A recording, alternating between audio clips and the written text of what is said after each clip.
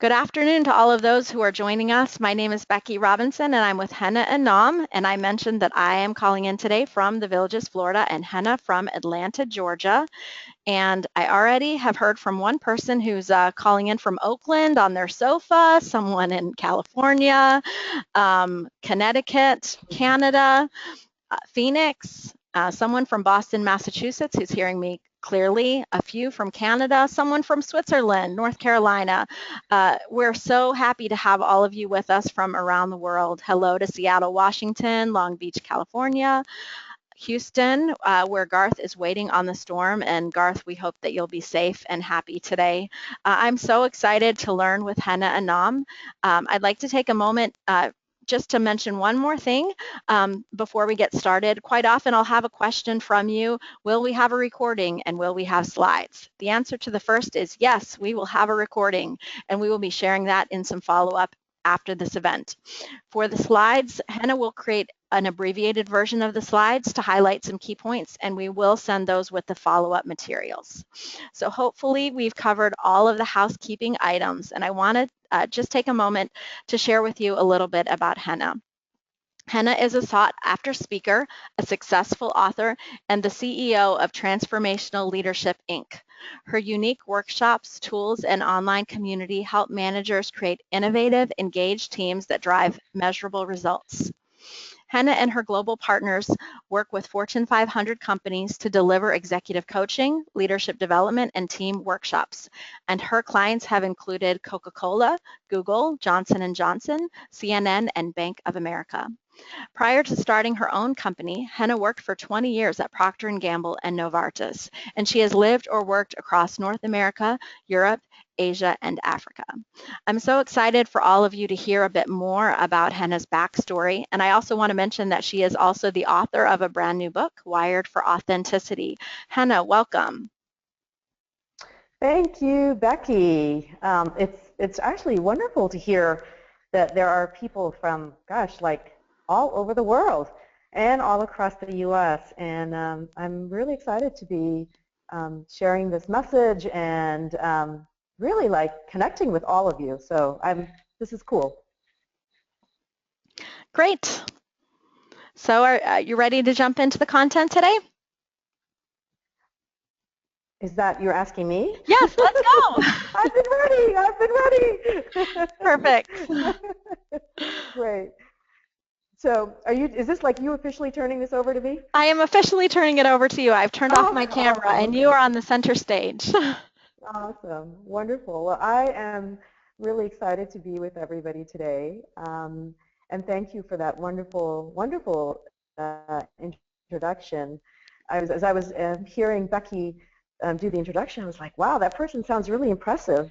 I want to get to know her. So it's a good thing I'm writing a book about authenticity. I've just written this book. It's called Wired for Authenticity, and I'm really excited about sharing the content with you. And I want to make this as interactive as possible with you. So, you know, as you have questions, Becky's got the control panel, so you know, she's going to be able to read your questions. We've got some polls. Please make it interactive. Please connect with me as well. There's lots of ways to connect with me. At Henna Inam is my Twitter handle. You can connect with me through my email, which is right on this front page, as well as you can connect with me through my website. So let's get going. What do we want to talk about today? So for me, one of the things that I really want to do today is share with you a new paradigm for leading authentically in the workplace.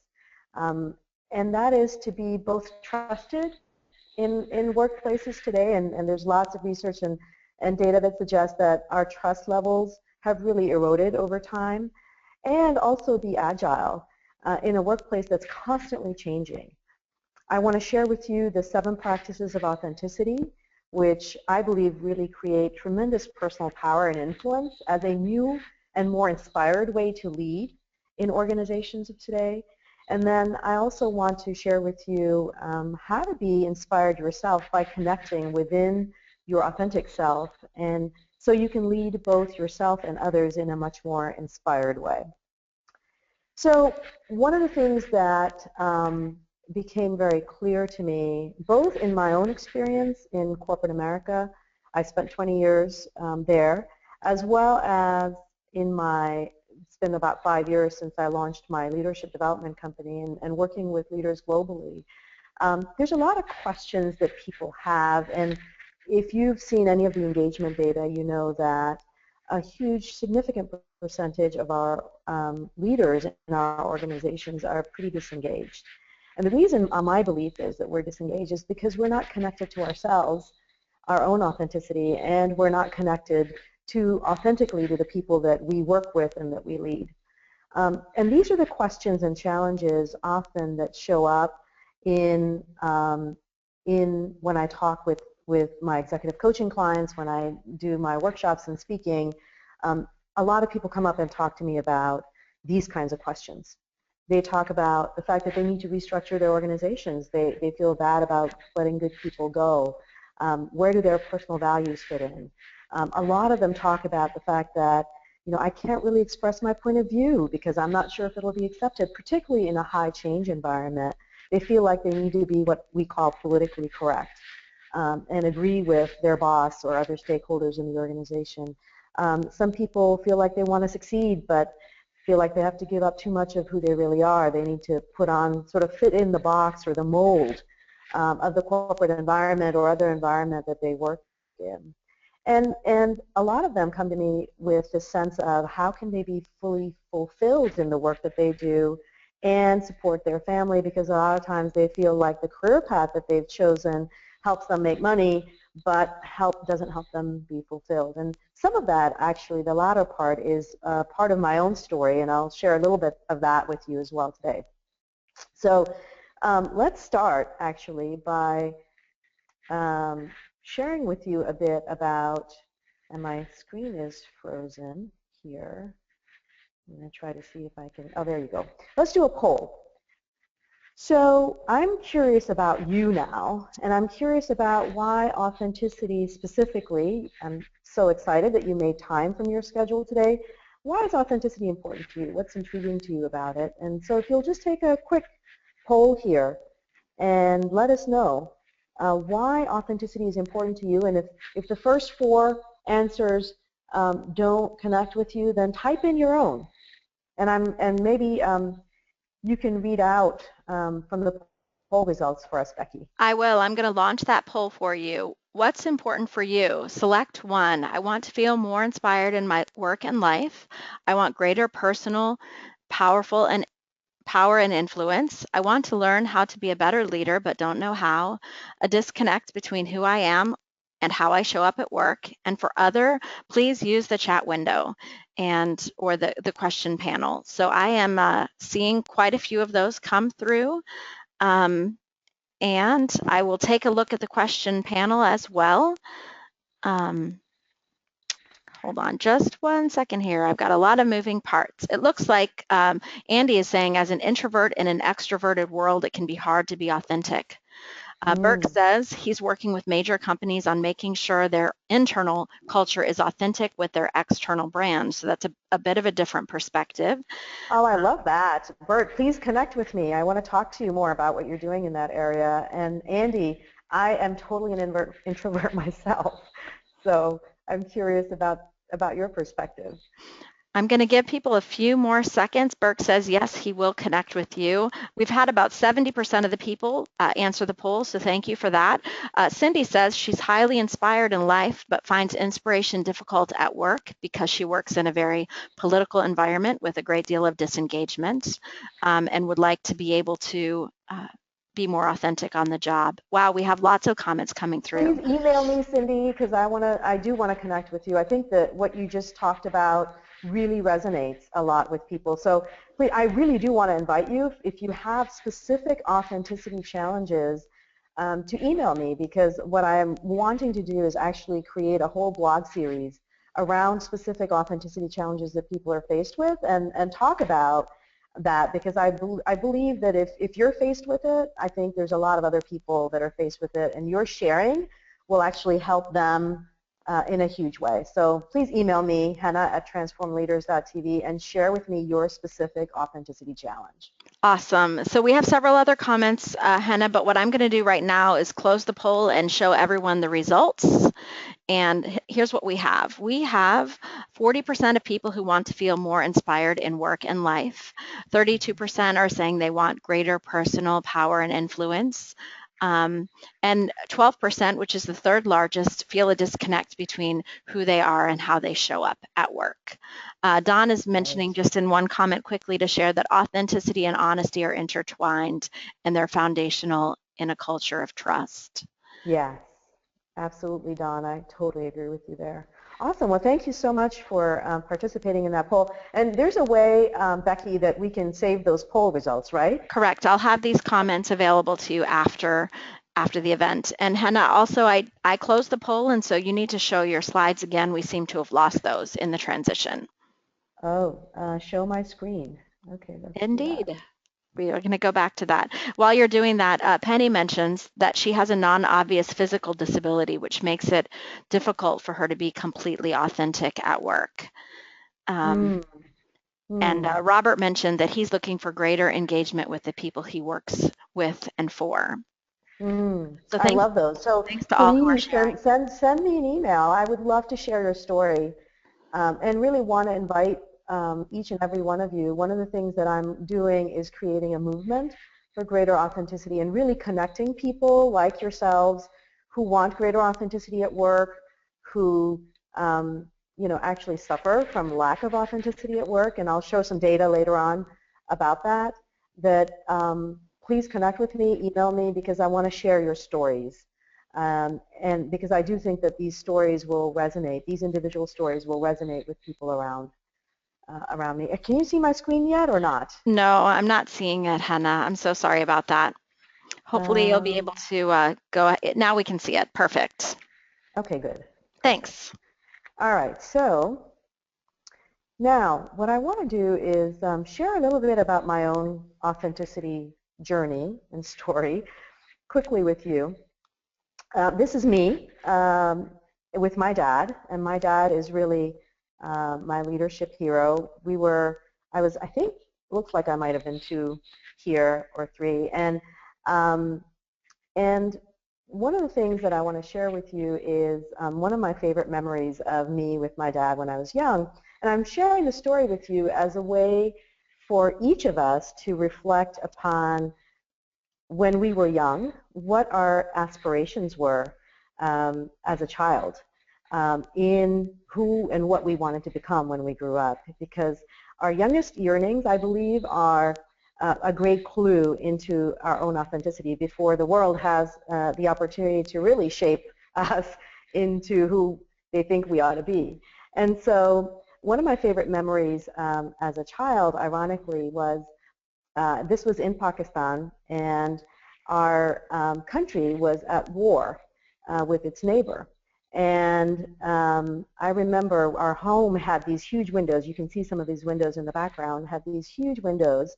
And I would spend time with my dad, and we would cover these windows with duct tape because we didn't want any of the light from the inside to be seen outside because we would get bombed at night. And there weren't any bomb shelters where we were, so we just had this like really sturdy table. And we would go sit underneath the sturdy table, and when the sirens would come on, and we had these lovely memories, ironically, of being with my dad and putting these these just duct tape on our windows. And what was interesting is that actually helped me, I think, frame what the earliest memories were about who I wanted to be. And I wanted to be an Air Force fighter pilot when I grew up because I really wanted to save my people you know, from being hurt. And somewhere along the line, I got a little lost and went to business school instead. You can see I went to a few of them. And in the way of getting lost, went to go off and work with a couple of different Fortune 100 companies. I spent 7 years at P&G, 13 years at Novartis. And mostly what I did was working and saving people from, it felt like, indigestion and bodily excrements, because that seemed to be the focus area of where I worked in terms of marketing and business and so what somewhere along that line I discovered is I had this formula. I had this formula of for my 20 years of career that I needed to just climb the corporate ladder toward what I thought was nirvana, and that eventually when I would be successful that was the formula for happiness. And what was really interesting in that whole experience was I actually did get very, very successful and achieved a lot and was in various C-level roles in the organization I was working in. I was, chief marketing officer for a global business and, ran a region for another part of the business. And what I discovered, ironically, it was actually in 2006 when I was running our company's business in Mexico, and I was a GM. I had a huge organization in terms of that region of the world, a plant, R&D, certainly the business, and a P&L, and about a $200 million business. And what I remember actually thinking is, this is what's really going to make me happy, and it did. And what was really interesting is during that time I was recognized as one of 10 people in a company of 90,000 people to have enormous business building results. So normally what happens is you get invited to be seated next to the CEO. So I flew out to Basel, Switzerland, which is where our company headquarters were, sat next to the CEO, and had great mentoring conversations. And so I'm on a flight now back from from Basel, Switzerland to Mexico City, and I'm at 35,000 feet and thinking I should really be happy because this at this point has been the pinnacle of my career success, of achievement, amazing recognition for myself and my team of people, and I was happy, but I wasn't happy. I mean, it felt like there was a lot still missing for me, and that got me really curious because what I realized is that it was right around when I was turning 40 as well, so it may have something to do with a midlife crisis, which I now call a midlife opportunity. And what it really called upon me to do is get curious about if something like this, a huge achievement, which I thought was going to really make me happy, wasn't, then something was missing. And what I realized that there was a part of me that was missing. And so it was right around the time that that movie and that book had come out, Eat, Pray, Love. And so I fancied myself as, the modern day Julia Roberts, going off and went off actually and went to an ashram in India, and I learned how to meditate, how to really connect with myself, because what I was really curious about is what was it that was going to help me feel fulfilled in the work that I was going to be doing. Because I'd always been, a big part of my identity had been my work, and I thought it would also be a big part of my happiness, and yet I hadn't quite found that lever yet.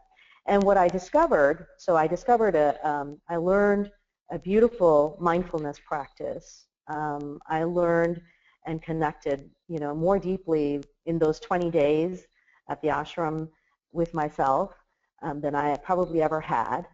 And what I discovered were a few different things. I discovered that along the way I had been lying to myself about who I really was.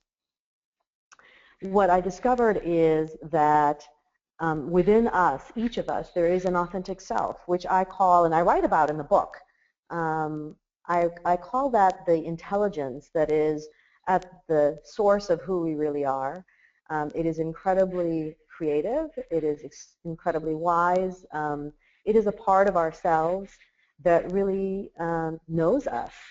And then along the way, in our busyness and in our hurry to achieve, and also in the way that our identity is formed, we actually create parts of ourselves that surround our authentic self that are part of what I call our identity. And it could be, the profession that we choose. It could be what was rewarded when we were young as children. It could be based on our gender, our religion, our nationality, our ethnicity. It's about the roles that we played as we got to, become who we were, and the beliefs and values and convictions we have. So all of these things surrounding the authentic self is a core part of our identity, and sometimes that identity that is created is actually not truly who we really are, or somehow we lose sight of what used to serve us as part of our identity that doesn't serve us anymore. So I'll share with you some of the things that I learned.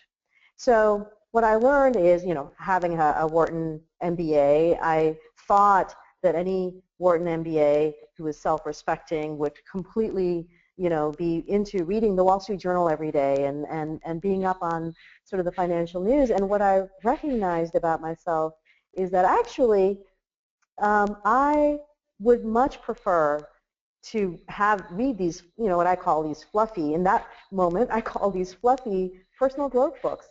It was about, how to change your life in 7 steps, or, how to become a better leader in 7 steps, or how to do anything in 7 steps. But it was all about self and getting to know the self. And usually those fluffy personal growth books, as I, would call them, were typically, behind the bookshelf.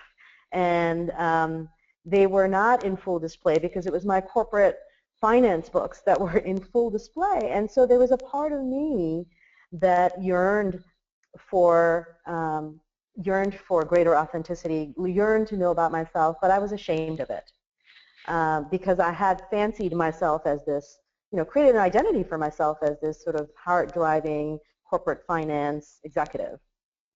The other thing that I figured out is while I was very good at reading P&Ls and working with P&Ls, where my real interest and passion lie is with people, and that those aha moments when something shifted with the people that I used to work with, when I was with them, when I was coaching them, that those were my moments of greatest delight in the workplace. And so there's a way that I would want you to think about right now that says there are some things that you're probably pretty good at, but they don't bring you tremendous joy and delight. And so start to think about, what is it in your workplace? And I'm going to challenge you to actually think about your workplace. I know as disconnected as we are, many of us from our workplaces, start to think about what is it in your workplace where there are situations that you find delight happening.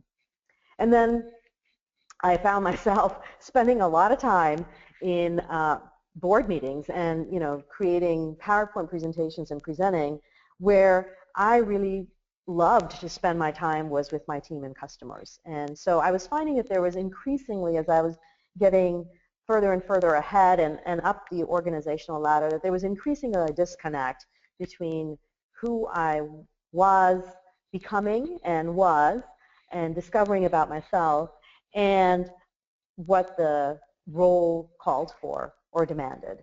And so what I ended up doing was taking a big leap of faith at the end of 2010 and resigning my job and really creating a company that was focused on leadership development, because truly the journey I had come upon was about, and what I realized through that journey is where I'm most fulfilled in the work that I do is in the area of when I help people get to know who they really are and create workplaces where we can be more real, more authentic, and bring the best of what each of us has to offer to our workplace.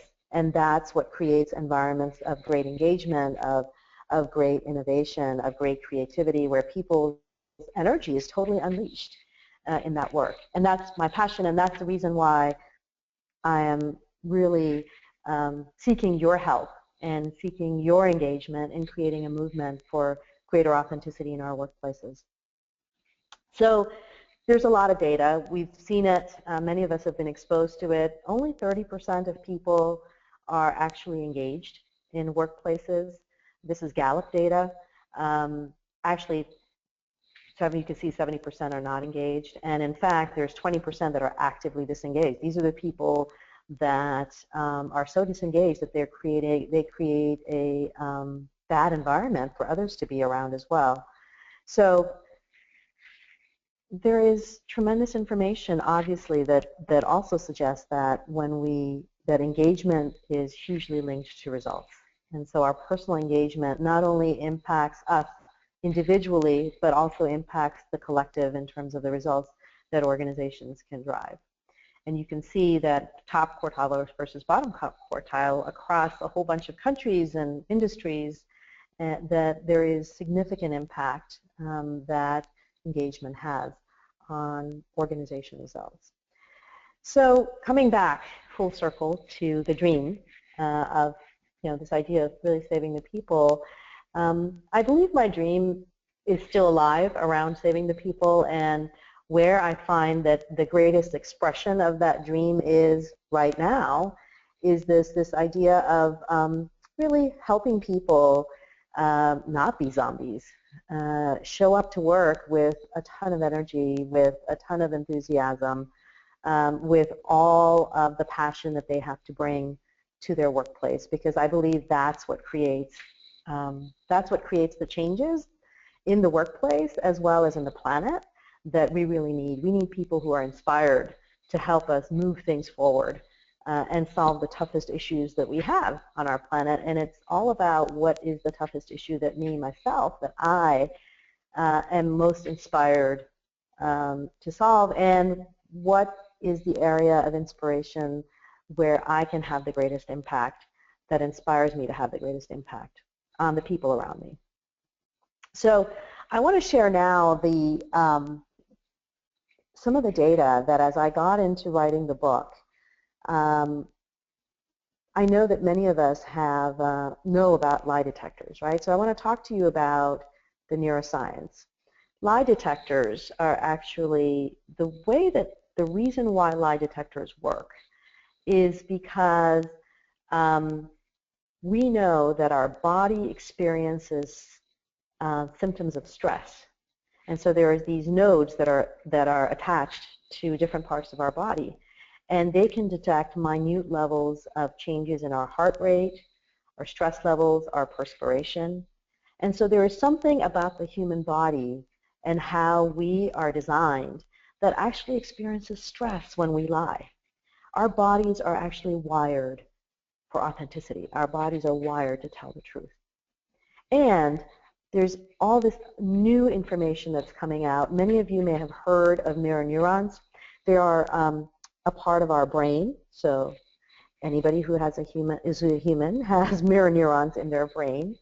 And what the mirror neurons do is that they help us mimic each other's behavior.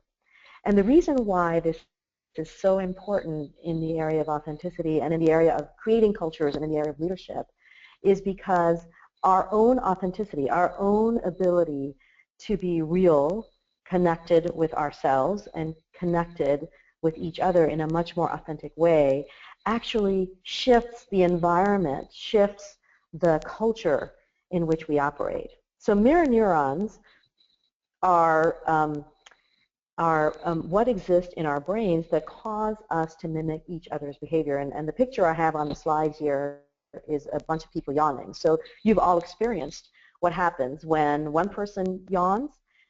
Other people unconsciously, they don't make a decision to, but very unconsciously mimic that behavior.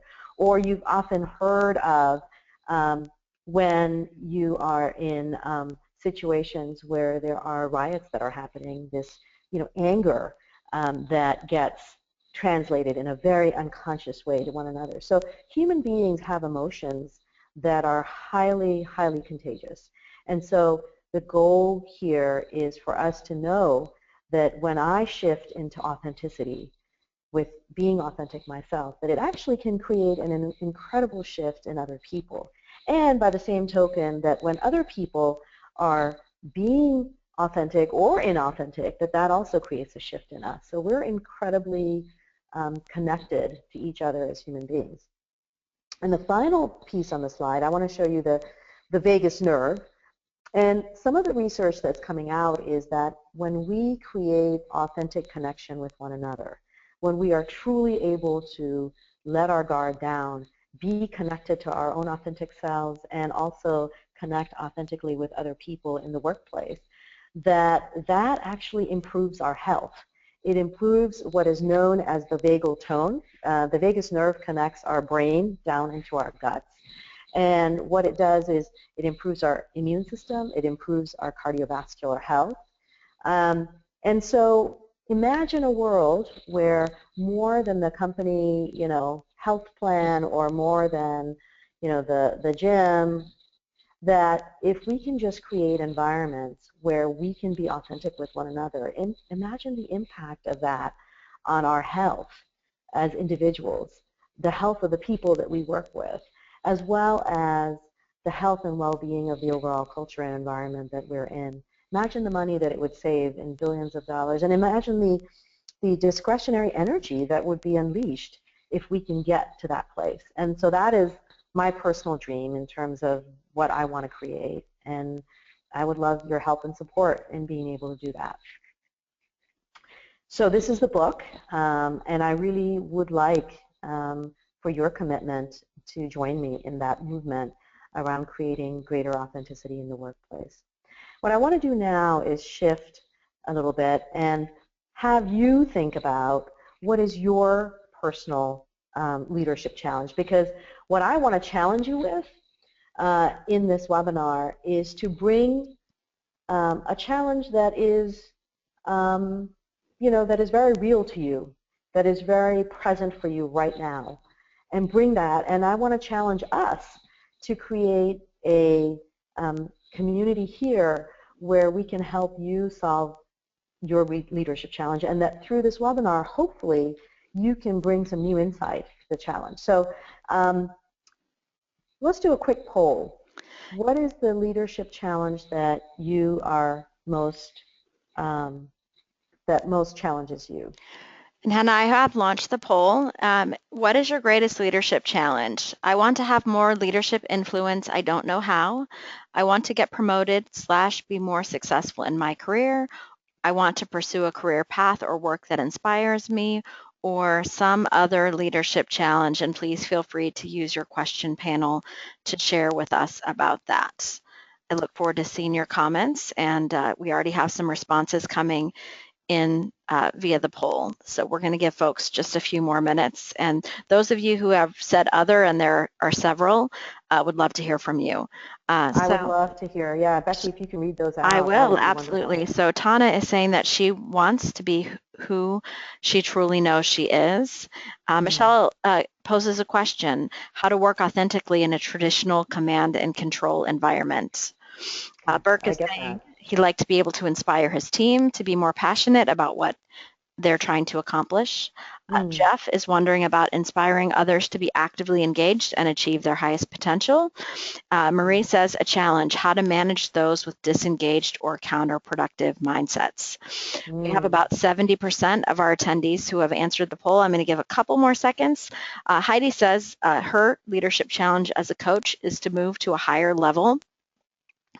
Oh, hold on. These are coming so fast. I can't read them. To move to a higher level. I'm so excited that everybody's like just putting those things out there. I can't wait Indeed. to get some of that stuff. So she wants, yes, she's saying she wants to move to a higher level of being an authentic leader, and isn't sure how to really take the next step to be more authentic. And here's another question coming in from Kelly. She's confused about which is more important, being authentic versus being tender to all the personalities in the room. Marcella says she would love to have her authentic voice be heard, but her voice is not always SEO friendly or popular. And so she's wondering how to show herself authentically in the public space. Yeah. I love this from Marnie. She's fun-loving and a bit nutty, but also a true professional, and trying to balance that to be taken seriously and yet have fun at work, because she works with attorneys. Yes. I get So that. several other comments. I'm going to right now close the poll. We have lots of people who have participated, and I'd like to share those results. It looks like folks, let's see here, the largest number is wanting to pursue a career path or work that inspires them. 46% of people have mentioned that as their top priority. Henna, we also have 14% who want to get promoted and be more successful, and 22% who are looking to have more leadership influence. So I'm going to hide that poll, Henna, and go back to your slides. And once again, I'm going to have to ask you to share your screen again. And while you're doing that, I'll share a couple more comments here. Let's see. So Carol says the authentic movement is talked about by many thought leaders and coaches, but this challenges many organizations. Organizations need authenticity in its leaders. And Melanie is saying, thank you for including the neuroscience. She is a certified brain-based trainer and appreciates the word about the neuroscience being shared today. So Henna, I saw your slides and then I saw them disappear. If you could share your screen with us again. I'm still learning how to do this. Can you see my screen yet? I can again. Yes, thank you. Okay, perfect. I love those comments. I really wish. I guess I'm going to ask Becky if there's a way for us to save some of those challenges, because they so feed me right now. I just want to share with you that your challenges and your questions are really feeding me, and they're really moving me, because it's helping me know that the work that I'm doing is going to be serving you. It's going to be work that serves our workplaces, and so it's sort of feeding my sense of purpose and my passion, and I'm really moved by that, and so thank you really, truly, for participating. Okay, so now I try to, it seems like every time we do a poll, it takes me longer to move a slide here, because what I wanted to get into now is the next slide, and it's taking a while to get there. So while you're waiting for that slide to move, just wanted to pull out from Caroline this whole idea that authenticity is a paradox, which is a really interesting observation. Yeah, I'm so excited to be able to share these with you. Here's one more, Henna, while you're fighting with the slides. Colleen says that she wants to take leadership in her own life. She was a good leader, but let health go to the wayside. And now she's taking the lead of empowering her health first before other things, which is very helpful insight. Great. Great. And it is a paradox. And I love that. And now I think we're on to the next slide, are we? Yes, ma'am. Can you see that? Okay. Yes. All right. So what I want to talk to you about is a definition of authenticity that I feel really resonates for me, and I think is very much needed in the workplaces of today. Authentic leadership is the fullest expression of me for the benefit of we. And since we were talking about the body and the neuroscience a little earlier, I heard this wonderful metaphor this weekend about all our body and all the different organs in the body. It was that, we don't need 12 kidneys in the body. What we need is one kidney and a heart and a liver and a brain and our digestive tract, and that each one of these organs that we have in our body is incredibly unique and incredibly useful, and that it doesn't all need to be the same, and that when each one is fully self-expressed and fully functional, that's when the body functions. And I thought, what a wonderful metaphor for organizations, for teams of people, and that if everybody tries to be the liver or the heart or the brain, that there's something that is vital that is missing. So I want us to challenge ourselves to keep that metaphor in mind as we participate, as we share our voice on teams. And when I talk about in the book the 7 practices of authenticity, the reason I talk about practices is because I really believe authenticity is a moment-by-moment choice that we make to fully express who we are for the benefit of the people that we lead. So it's our most inspired choice. And what that requires, though, first and foremost, is that we ourselves be authentic. It requires that we ourselves step into that authentic self. And so these are 7 practices that we'll want to go through. I will really touch on a few of these very briefly. But as you think about your leadership challenge, think about which of these practices is going to be most useful for you as we go forward. Okay, and what I want to do now is write down, I'm sure you've written down or have in your head that leadership challenge, but I want to share with you an executive coaching client and her leadership challenge. So this is Maria, and I write about her in the book, which has lots of stories about real leaders like you with real leadership challenges. Maria's challenge was that she wasn't making her numbers. She's highly accountable. She felt like her team wasn't working hard enough.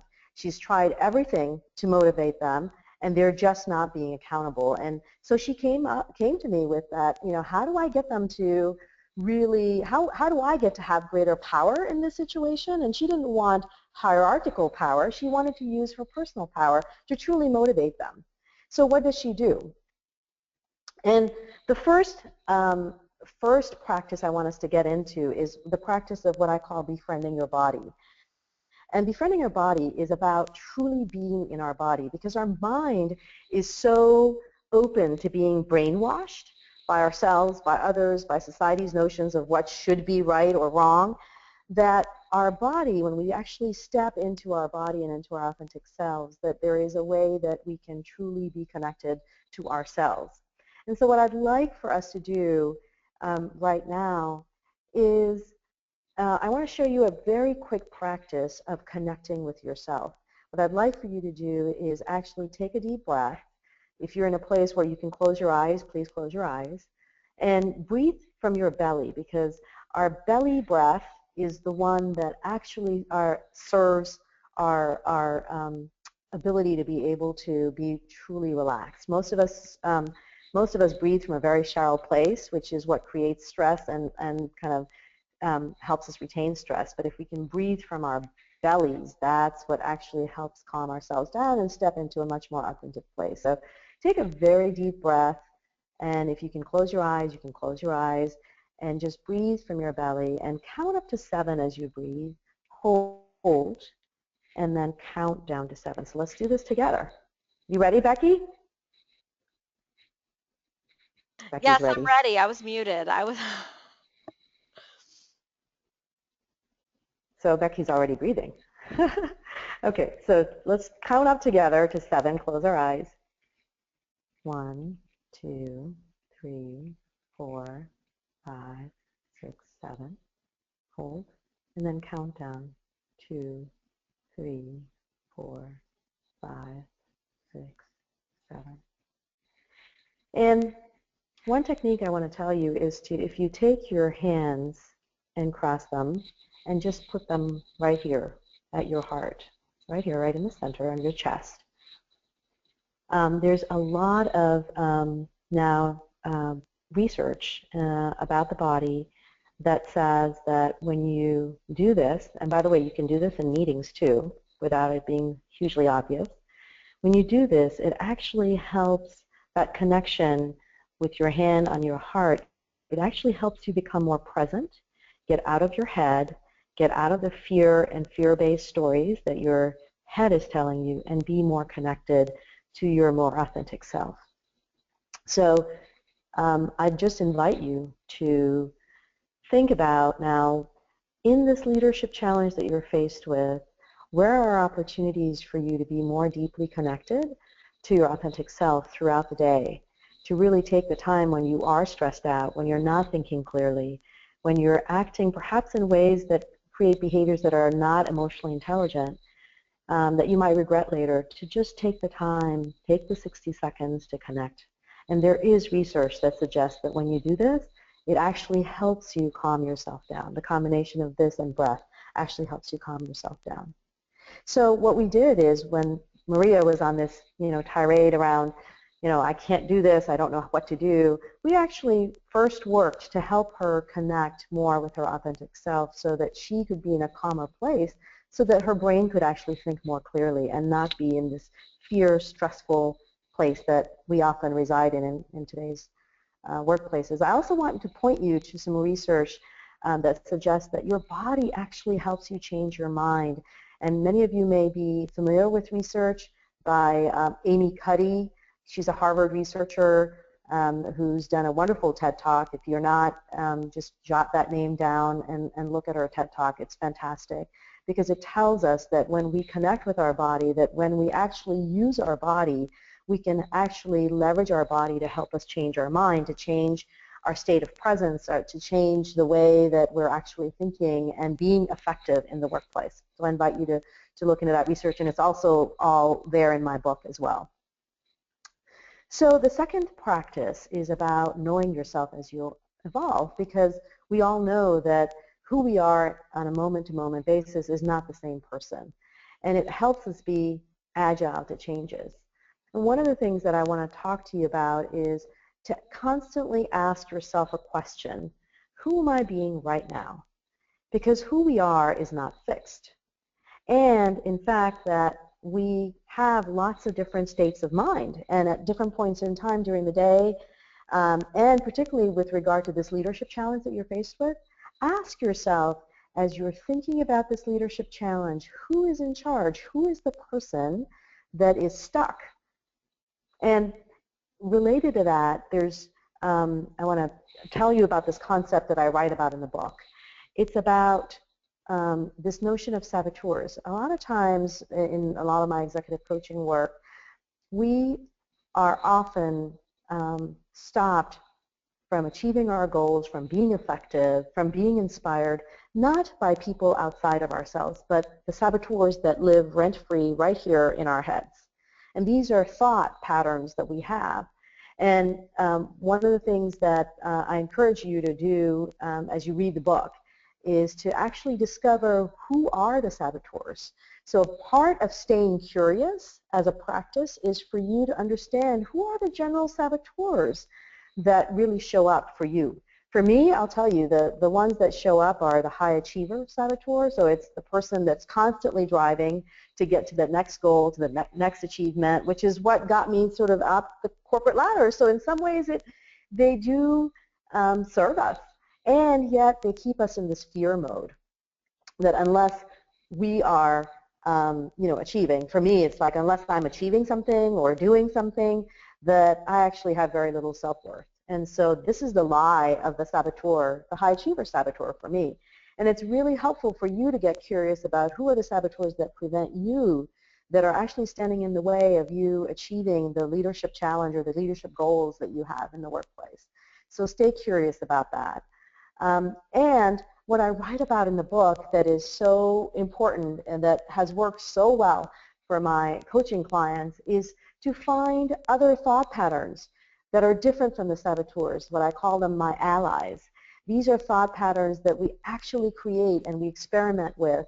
And in the book, I talk about creating little characters and naming them, and finding some ways so that we can really call upon these allies, that they can serve us in being the offset to those saboteur thoughts. So get curious right now before we move to this. Get curious about who are the saboteur thoughts, or what are the saboteur thoughts. For those of you who said, look, I have a hard time speaking up in my workplace, I bet there's a saboteur thought that says, my contribution doesn't matter in the workplace. And right now I want to challenge you to actually create an ally, which is a different thought pattern. And, have fun with it. Create a character that really helps you remember and bring that character on stage. Our authentic self can bring that character on stage when we're centered to say, no, actually, my point of view does matter. Or no, I need to, if there's a difficult person that I'm working with, I need to figure out and get curious about them instead of put them in a box and judge them. So that's the practice that I'm talking about, is about the practice of curiosity. The next practice is what I call the practice of letting go. So there's a lot of assumptions that we have in our heads that keep us stuck in exactly the place where we can't make progress toward our goals. So it's about getting curious and letting go of the assumptions that you need to let go of, and it's getting really present to what some of those assumptions are. Some of those assumptions are assumptions you make about yourself, i.e., you know what, my point of view doesn't matter. Some of it is assumptions you make about others, such as, oh, my boss is not going to think that anything that I have to say will add value. And in that way, you're not only judging yourself, but you're also judging your boss. And what's so important is having the ability to let go of some of those assumptions. So in the case of Maria's story, right, what Maria recognized is she was making some assumptions about the people that she was working with, that were working for her. She assumed that they were not accountable.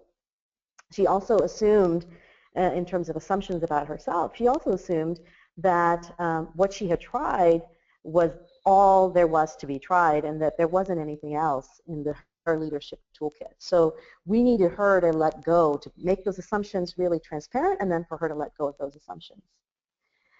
The next practice is about giving yourself an A, which is accepting yourself completely, including your flaws. So one of the things that Maria hadn't tried, and a part of herself that I want to talk to you about was I call the pleaser, and it's connected to this other assumption, which is, or this other practice, which is choose be before do. Who will you be in a given situation to serve the greatest good in this moment? And I want to move on in the interest of time to Maria's story. So what she discovered is one of the saboteurs that she had is what she called a pleaser. And this was the person that always wanted to motivate people and say yes to people and praise them, and never to challenge them, and never to ask them to rise and be honest with them in some ways, to say, here's where you're not meeting my expectations. So there was a pleaser in her, and she thought that she needed to be nice to people all the time in order for them to get to do something. But one of the things that you realize as a leader, and what your authentic self already knows, is that the pleaser is just a image that we've created of ourselves based on perhaps what she got rewarded for as a child. And what she had within her, which she called the ally was, she called, that she created, was the bossy boss. And this was a person who was really powerful, who could use a value that was really important to her, which was to grow and develop her people. And that she could hold people accountable, not from the place of, hierarchy, but from a place of caring, and from a place of wanting for them to grow as leaders, and also holding them accountable for the results that they had to achieve.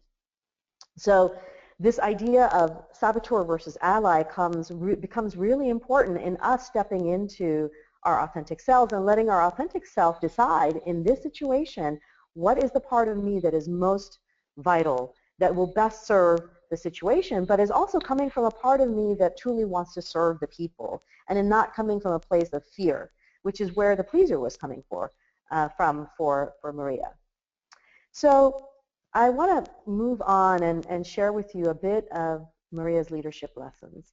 One was for her to recognize that that she had all these parts available to her, and that somehow she was only using a part of herself, and that when we use authentically all parts of ourselves, that actually allows us to be much more powerful and effective in our leadership.